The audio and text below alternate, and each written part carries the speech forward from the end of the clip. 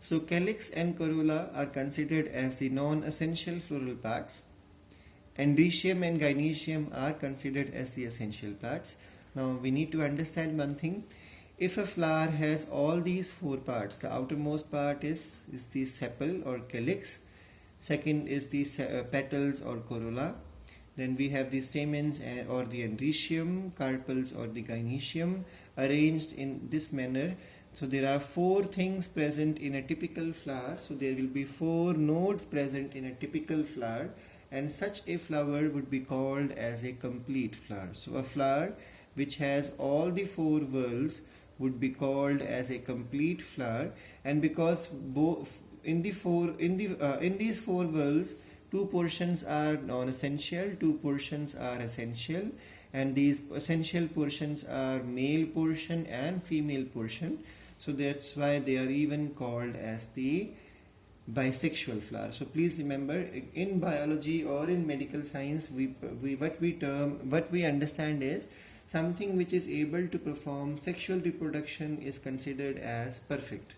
So when flower formation started, they were bisexual in nature. So bisexual flowers are considered as the perfect one, because without any pollinating agent aid, without the help of any external agent for pollination, the bisexual flowers are able to perform successfully sexual reproduction. So they are called as perfect flower.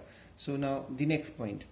Imagine for a second if instead of four whorls only one whorl is there, or two whorls are there, or three whorls are there. That means instead of having four nodes, two nodes, one node, or three nodes are there. So such a flower would be called as incomplete flower. So an incomplete flower would carry less than four whorls.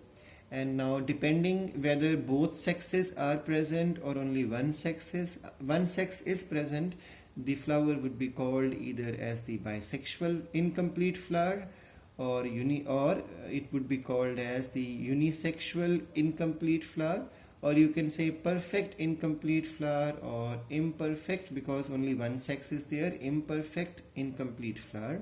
So what is the basic understanding from here is, all complete flowers are perfect, but incomplete flowers can be perfect or they can be imperfect depending upon which portion is present and which portion is missing. For example, let's understand this.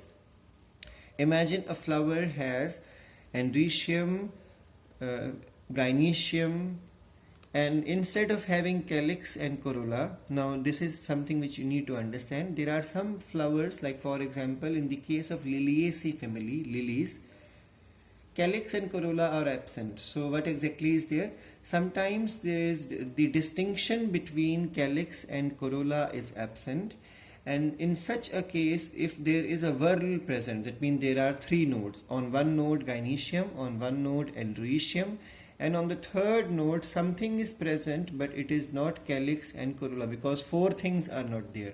So in that case, if only one essential, if there are two essential portions and only one essential portion, so you will not call that one essential portion, one non-essential portion. So that non-essential portion will not be called as calyx or will not be called as corolla, would be given a new name, that is perianth. Peri means surrounding, anth means the flower. So something which surrounds the reproductive portions is called as perianth, and in the normal English language it is called as tepal. So remember, calyx is used for sepal, corolla is used for petal, and today you are learning a new name, that is perianth. And perianth word is used for tepals. What are tepals? A flower which has essential floral parts, but when it comes to non-essential floral part, it does not have calyx and corolla. So if only one thing is there out of these two, it would not be called as calyx or corolla, it would be called as perianth. And individual members, just like in this case the names are sepals, petals, here the name would be tepals. It can be 5 tepals joining to form a perianth. So like in the case of Liliaceae, 3 plus 3, 6 tepals are there in arrangement of 3 plus 3. So Liliaceae family. So this would be the term used for the non-essential portion if the flower is incomplete. Why it is incomplete? Because instead of having 4 structures, it carries only 1, 2, 3 structures. I hope this point is clear. Now it is now because in this flower the non-essential portion is 1 only, so 1 is missing, but both essential portions are present, so it would be called as bisexual or perfect. But there are plants in which you will find calyx and corolla is there, or you will find perianth is there. So either it can be both non-essential portions are present or only one essential portion is present, and instead of having both essential portion, only one essential portion is there. So such flower would be either male portion carrying or female portion carrying, so you can call them as unisexual flowers or imperfect flowers. So there are many examples of imperfect flowers. We'll be coming to this topic on the next pages also. So I hope this point is clear to you, that a flower can be a flower which is perfect will always be a bisexual flower. A flower which is imperfect will always be called as unisexual flower. And a complete flower should have 4 portions, because 4 portions include 2 non-essential and 2 essential part, and the essential parts are 2 sex organs. So such flowers would be called as bisexual or perfect.